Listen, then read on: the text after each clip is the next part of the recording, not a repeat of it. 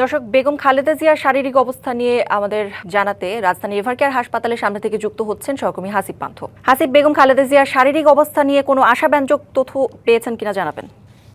করি আপনি জানেন যে আজ প্রায় ১৯ দিন যাবৎ কিন্তু বিএনপি চেয়ারপারসন বেগম খালেদা জিয়া তিনি ভর্তি আছেন এভারকেয়ার হাসপাতালে। তবে প্রতিনিয়ত কিন্তু আমরা আসলে যে তথ্যটি পাচ্ছি তার বরাতে যদি বলতে হয়, গতকাল এভারকেয়ার হাসপাতাল কর্তৃপক্ষ থেকে যে তথ্যটি জানানো হয়েছে তার অবস্থা কিন্তু আগে থেকে অপরিবর্তিত রয়েছে। তবে গতকাল রাতে আমরা যেটি জানতে পেরেছিলাম তাকে ইলেকট্রিক ভেন্টিলেশনে রাখা হয়েছে।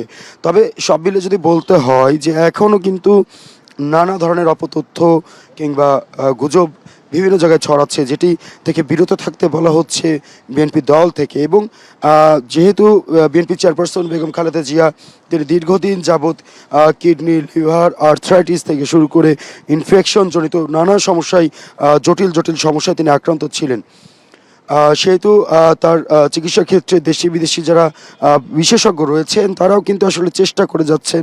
ধারণা করা হচ্ছে যে তার চিকিৎসা এভাবে চলতে থাকলে তিনি শীঘ্রই সুস্থ হয়ে আবারও রাজনীতির মাঠে ফিরে আসবেন।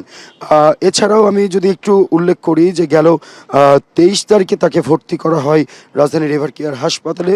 স্বাভাবিকভাবেই কিন্তু তার যেই শারীরিক চেক আপটি করানো হতো সেভাবেই আসেন।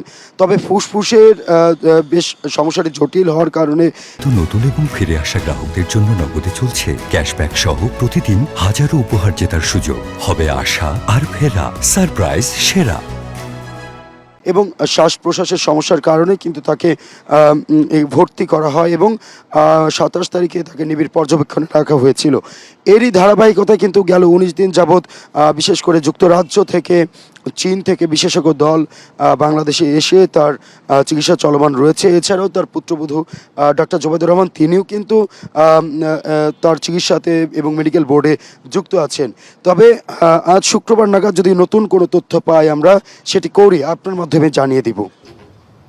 হাসিব, ধন্যবাদ আপনাকে।